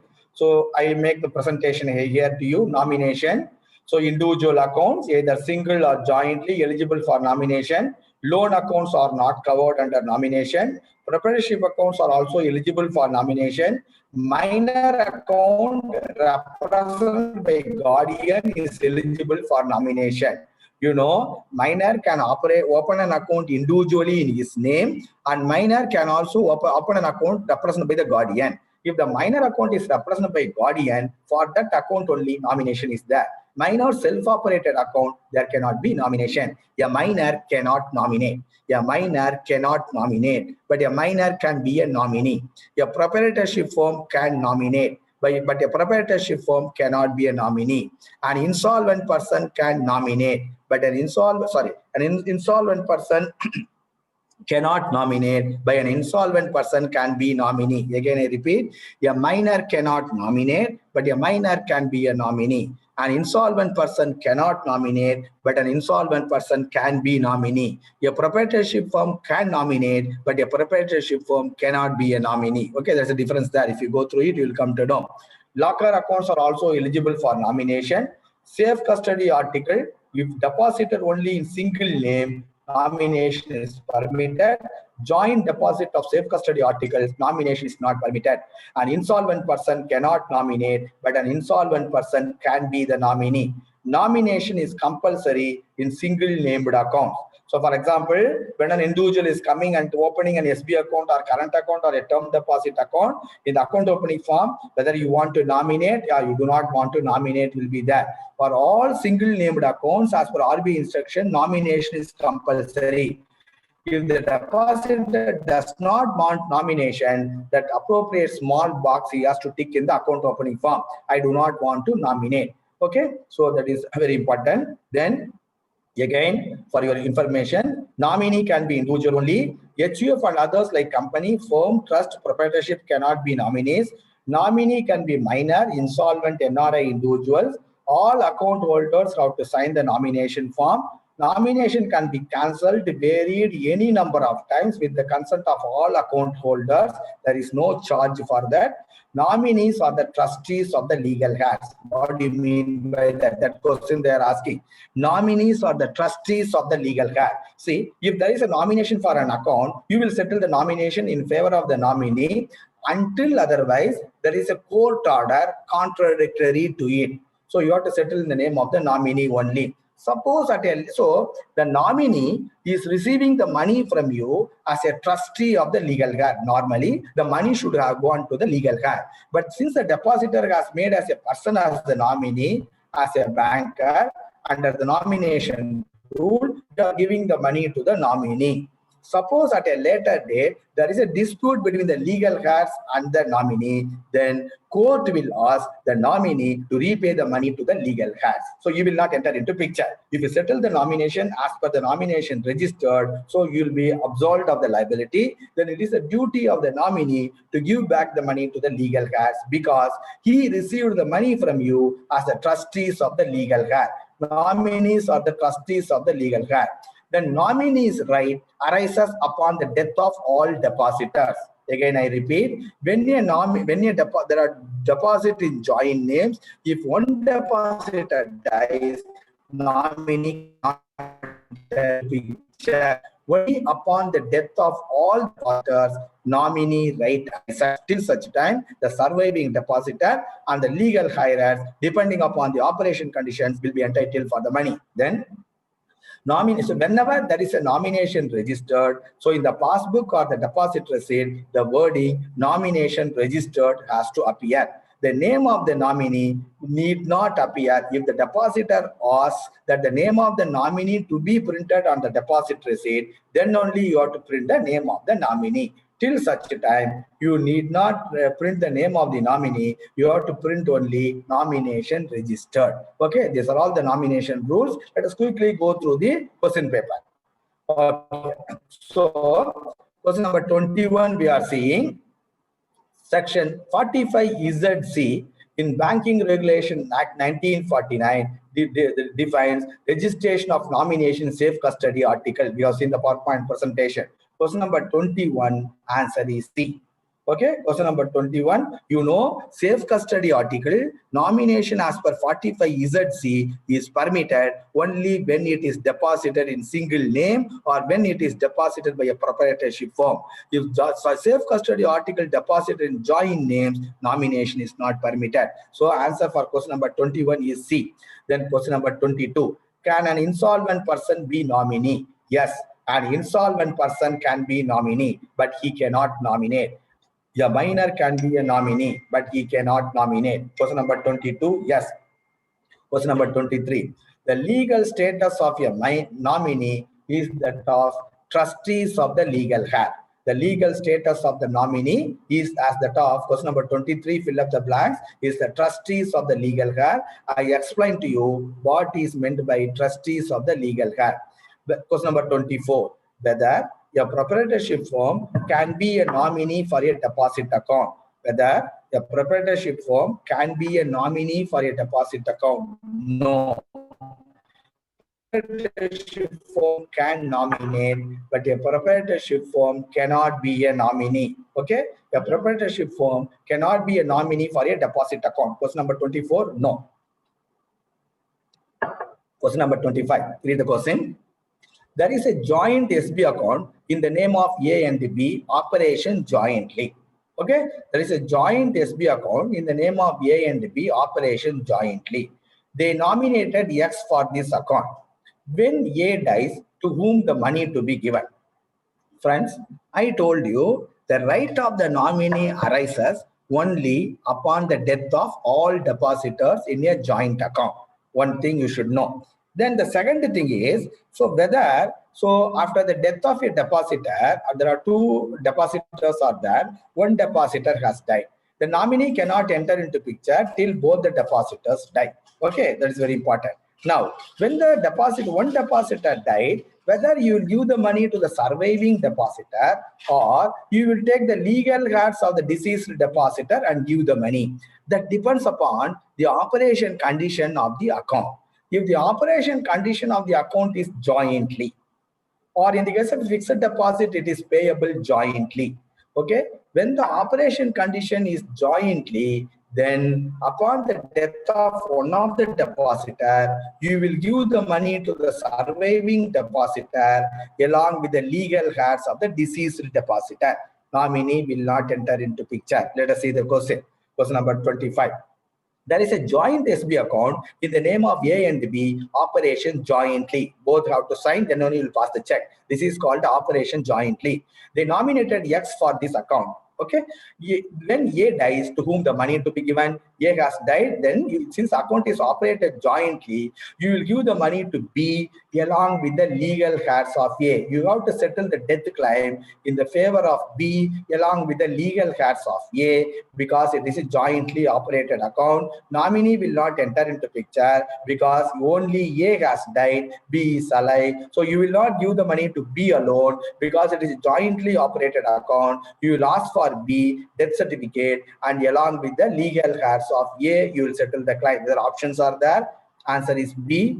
Answer is option A is B, option B is X, option C is legal heir of C, option D is none of these. So here the correct answer is not that. So you have to tick for question number 25, answer D. So the correct answer for question number 25 is, that is B along with the legal heirs of A. The correct answer is B along with the legal heirs of A. Question number 26. Okay, so there is a small, so what I was telling you now, in the case of a joint deposit account, when there is a nomination, if one of the depositor dies, nominee will not enter into picture.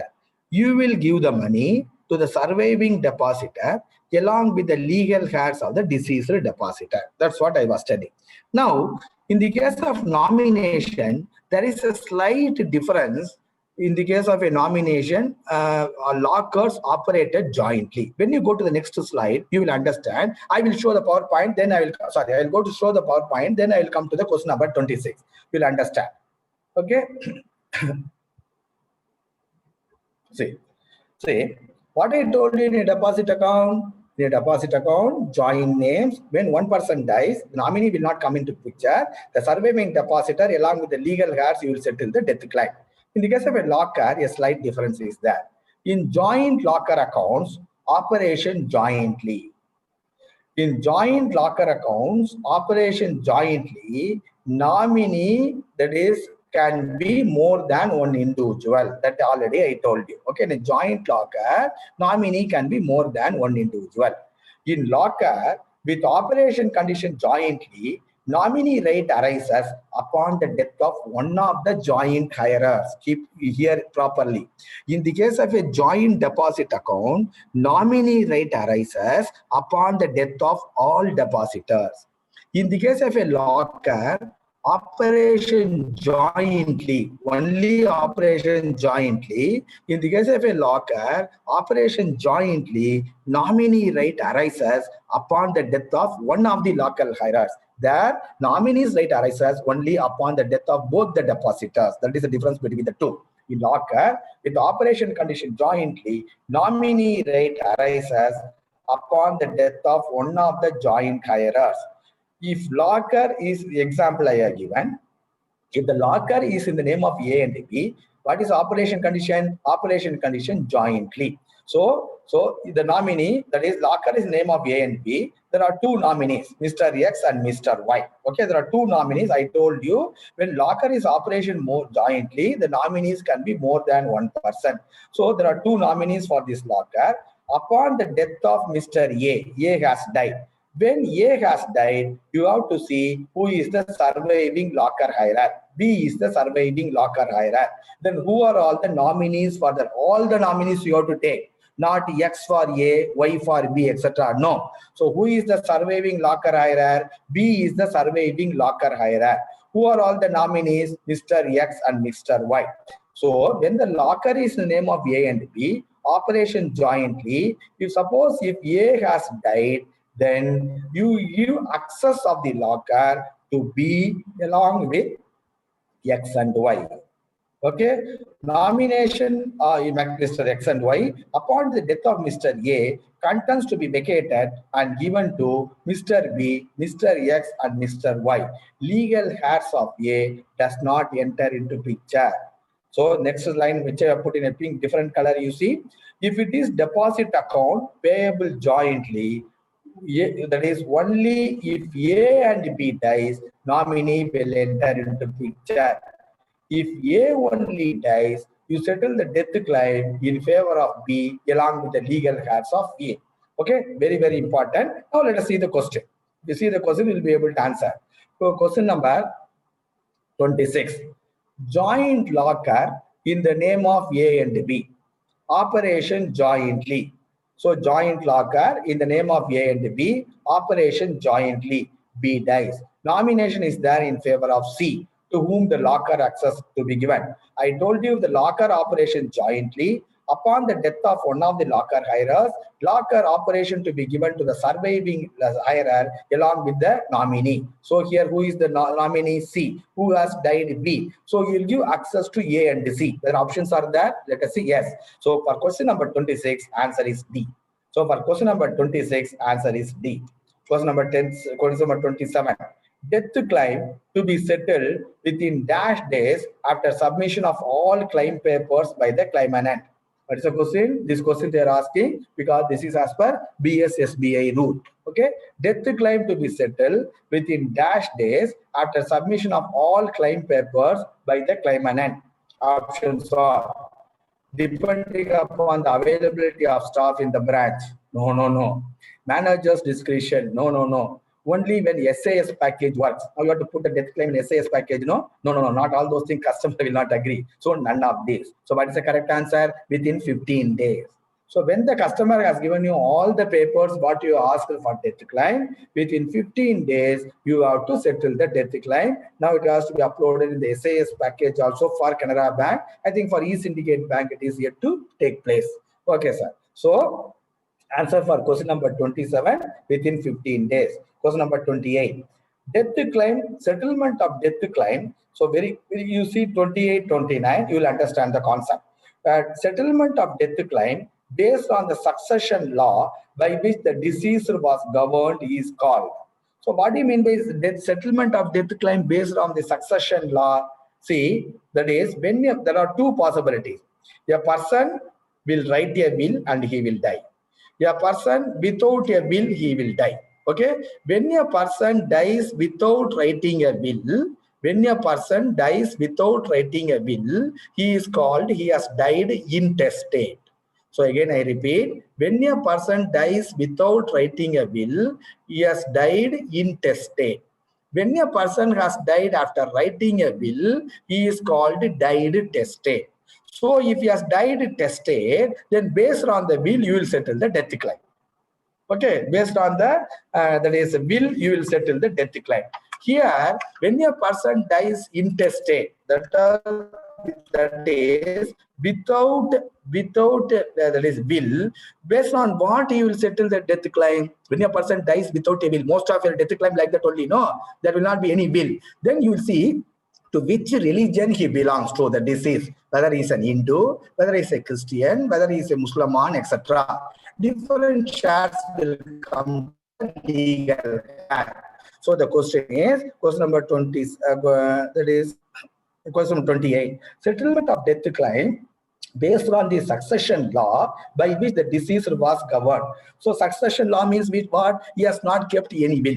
So based on the succession law, to which with religion, the person who has died, you will see accordingly proportionate share you will give to the legal heirs. This is called, question number 28, the answer is, this is called intestate disposition. This is called intestate disposition. The person has died without writing a will. He has died intestate. So for question number 28, the answer is intestate disposition. Question number 29. Settlement of death claim based on the will of the deceased is called. Here he has written a will. So you have to give the money to the persons named in the will. This is called as what? This is called testamentary disposition. Again, I repeat, question number 28. When a person has died without writing a will, he is called died intestate. Okay, so intestate. So the settlement of death claim based on the succession law to which the deceased belongs, it is called intestate disposition. Question number 28, answer is intestate disposition. On the other hand, if he has written a will and you are settling the death claim based on the will, it is called testamentary disposition. Question number 29, the answer is testamentary disposition. Okay, question number 30. What is the power for a branch manager, senior manager in a branch, headed by scale 4 or scale 5, and the absence of branch in charge is beyond 7 days to settle the death claim? Scale 4 and scale 5 are in a branch. So you are a manager or senior manager in the branch. The scale 4 or scale 5 goes on leave or absence, it is beyond 7 days. What is the power of the manager or senior manager to settle the death claim? That is a question. And options are no power. Power is always only with the branch manager, he branch in charge even when he is on leave. B, as applicable to the branch in charge. C, for managers 2 lakhs and senior managers 5 lakhs. D, for managers and senior managers, it is 2 lakhs. So for question number 30, answer is D. Normally, in a branch is headed by a manager or senior manager, the power to settle the death claim is only 2 lakhs. The same power he can exercise when the chief manager or AGM goes on leave continuously for more than 7 days. The manager or the senior manager of the branch can exercise death claim power up to 2 lakhs. So for question number 30, answer is D. Question number 31. NSCs are pledged to the OD. The face value is 2 lakhs. The market value is 2.50. NSCs, it will accumulate. No, it is a period of 5 years or 6 years. So after 2 years, the accumulated value, let us assume, is 2.50 lakhs. To determine the delegation for settlement of death claim, which one to be taken? Face value given in the loan documents, market value, that is accumulated value today, liability in the OD account. I am not answering the question. 4 options are given. See, in the case of a gold loan, what value you will take to find out that your power? In the case of a gold loan, the appraised value in the loan documents, the gold loan paper, is the basis for exercising the delegation of power for death claim. But in the case of an NSC, it is not the face value of the NSC because you are given the loan on the face value. Then in the case of a NSC, it is not the face value of the NSC to exercise the delegation of power for death claim. It is on the present accumulated value or market value of the NSC. For question number 31, answer is B. Question number 32. Claims in respect of deposit accounts, up to what amount claim can be settled without a death certificate? So without death certificate, you are going to settle the death claim. Even if he brings the death certificate, we won't settle. But the question is, without bringing the death certificate, whether you can settle the death claim. A, death certificate is must, otherwise bank is liable. B, up to rupees 50,000. C, up to rupees 10,000. None of these. Friends, as per your death claim manual updated till 31/3/2020, death claim can be settled even without the death certificate by obtaining certain forms up to rupees 50,000. For question number 32, answer is B. Question number 32, answer is B. You have to insist on the death certificate if it is above 50,000. Generally, we will ask, he will give, because anybody is getting the death certificate. But the question is from the examination point of view, even without death certificate, we are supposed to settle the death claim if the claim amount is up to 50 lakhs. Question number 32, answer is B. 50,000. Question number 33. NF1020 is the form for what? So NF1020 is the death claim form for above 50,000. So that is a recent form introduced after in the amalgamated entity. So NF1020 is the form for settlement of death claim above rupees 50,000. Okay. Then claim. So question number 34. Claims up to rupees dash can be made to one or more claimants without insisting on the signature of all claimants. So all claimants will not sign, only that is one or two only will sign. So this can be settled up to 10,000 rupees, preferably to the spouse of the deceased person. Preferably to the spouse of the deceased person. Question number 34, answer is 10,000 rupees. Then question number 35, surety to join the letter of indemnity in the death claim if the amount is. There should be a surety in the form NF1020 when the death claim is certain amount. There should be two sureties when the death claim amount is 5 lakhs and above. However, branch in charge can reduce it to 1. So at least minimum one should, generally two sureties will be there. If the branch in charge is satisfied, the surety can be reduced to 1. What is the cutoff amount? The cutoff amount for that is to get a surety in the letter of indemnity for death claim if the amount is rupees 5 lakhs and above. Question number 35, answer is 5 lakhs and above. Question number 36. Claim papers and files are to be preserved for how many years, how many days? Claim papers and files are to be preserved for 21 years. Okay, question number 36. Claim papers and files to be preserved for 21 years. Claim register to be preserved for permanently. The death claim register and nomination register to be reserved permanently, whereas the papers and the files to be preserved for 21 years. Claim settlement of missing person is covered under which act? Claim that is a claim settlement of missing person is covered under Indian Evidence Act. So question number 38, the answer is claim settlement of missing person is covered under Indian Evidence Act. So who is a missing person? A person is not traceable, then a police complaint will be given. So from the date of police complaint, 7 years, within 7 years, if he is not traceable, okay, a person is missing, he is not traceable, the FIR to be lodged. From the date of FIR, within 7 years, if the person is not traceable, then the court will give a certificate calling him as a missing person. It is equivalent to the person has died. So, okay, so then death claim settlement will take place. Claim settlement of missing person is covered under Indian Evidence Act. Question number 39.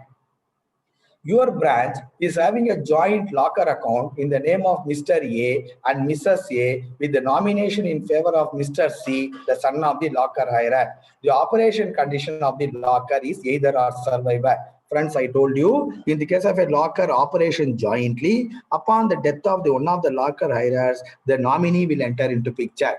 But if it is either or survivor locker operation, the nominee will not enter into picture. The surviving locker hirer will continue to operate. Okay, so your branch is having a joint locker account in the name of A and B. In favor of C is the nominee. The operation condition is either or survivor. Upon the death of A, to whom the locker access to be given, you will give upon the death of A, you will give the locker access to Mrs. A. So question number 39, answer is Mrs. A. Question number 40. Whether the branch headed by scale 2 can settle nomination under safe custody, safe deposit locker. Normally, that is, you have a delegation of power for settlement of death claim. That is, managers and senior managers having up to 2 lakhs, others with 3 lakhs, 5 lakhs, as per this death claim settlement circular also subsequently has come. Now the question is nomination. So whereas in the case of a death claim, safe deposit locker, safe custody article, only DGM and above are having the power in the circle office. Okay, they are having the power. The question is, in the case of a nomination, see for friends, so for settlement of nomination, sky is the upper limit. There is no amount restriction for settlement of nomination. Scale 1 in charge branches, scale 1 manager in charge branches, managers, scale 2 managers, scale 3 managers, irrespective of the amount of deposit, so they can settle the nomination. Similarly, they can settle the nomination for safe custody article, they can settle the nomination for locker. Okay, here the question is whether a branch headed by a scale 2 can settle nomination under safe custody locker. No, no, no. Answer is none of these. So they can settle, they have to settle. Okay, so question number 40, answer is D, they have to settle. Okay, now question number 41, two more questions we'll see, we'll close of the day. Your branch is having a deposit account in the name of a minor represented by father as guardian. Okay, the minor's deposit represented by whom? By guardian. There is no nomination to the account. I told you, minor's account represented by guardian, guardian can nominate. Minor self-operator account, nomination is not possible. So there is no nomination in the account. Okay, the minor dies. What happens? There is a minor account represented by father as the guardian. The minor dies. There is no nomination. To whom the money to be given? Father, mother, guardian, none of these. Friends, again I told you, again I am telling, when an account is opened, money is deposited in the account, the money belongs to whom? When an account is opened, either single name or joint name or in the name of the minor, represented by guardian, once the account is opened and the money is deposited in the account by anybody, the money belongs to the account holder. Here, the account is in the name of a minor represented by guardian. Even though there is others deposit in the account, the money belongs to the minor only. The guardian, father, operates the account only. The minor, money belongs to the minor. There is no nomination in the account. When the minor dies, to whom you will give the money? You will not give the money to the father or mother or guardian. The money has to be given, the death claim to be settled in favor of the legal heirs of the minor. Immediately what is running in your mind is, who can be the legal heirs of the minor? The legal heirs of the minor depends upon the religion to which the minor belongs. In the case of an Hindu, if it is a minor girl, so the 100% money in the account, the legal heir is the mother. In the case of a minor Hindu boy, 50% to father, 50% to mother. So what I want to drive home here is, when an account is in the name of a minor represented by guardian, upon the death of the minor, if there is no nomination, the money to be settled in favor of the legal heirs of the minors. Don't be under the impression the money should be given to the father or mother or the guardian. And don't think that there are no legal heirs for the minor. There are legal heirs for the minor. You have to settle the death claim in favor of the legal heirs of the minor only. That depends upon the religion to which the minor belongs. If there is a nomination in that account, you will settle the death claim in favor of the nominee, even though father, mother, guardians are there. So question number 39. Question number 39. None of this. Question number 41. Question number 41. None of this is the answer. Question number 42. You come to know the death of a depositor of your branch through his nominee, who comes to the branch to get the money with the death certificate. At that time, the legal heirs, along with the High Court advocate, also approach you with a plaint filed by them in the court, requesting the court to instruct the bank not to give money to the nominee. So what has happened? The nominee is coming. Simultaneously, legal heirs are also coming. The legal heirs, whether they are bringing a court order, no. The legal heirs have not brought a court order. They are bringing a High Court advocate. A suit is filed in the court. There is no final verdict has come. In such cases, still you get an instruction from the court. Contrary, you have to settle the death claim in place of the nominee if there is a nominee. Okay, don't worry. So for question number 42, payment to be made to option is A. Question number 42, option A, nominee. Okay, question number 43. A joint deposit account payable jointly is maintained by Mr. Ramesh and Mr. Suresh. They have nominated Mr. Raj for this deposit account. Upon the death of Mr. Ramesh, to whom the money has to be settled in a deposit account, if it is joint deposit, that is jointly operated deposit, jointly payable deposit. Upon the death of one person, money to be given to the surviving depositor along with the legal heirs of the deceased depositor. Here, who has died? Ramesh. Whom you will give the money? Suresh, and with the legal heirs of Ramesh. Okay, so option is not there. So option is none. Answer is none of these. The correct answer is Mr. Suresh and legal heirs of Ramesh. Okay, friends. So question number 43. With that, we'll wind up today. It is already 9:30. So garnish order starts from question number 45.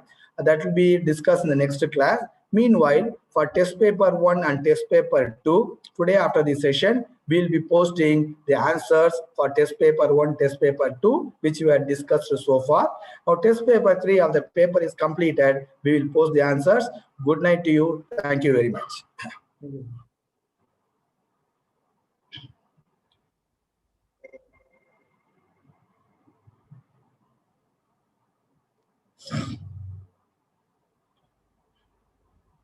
Thank you, sir. Thank you. Sir, there was one interesting question. Hmm. Write-off set-off, if the deposit is getting auto renewed, that was raised by one of the participants. The deposit is made. See, auto renewal is your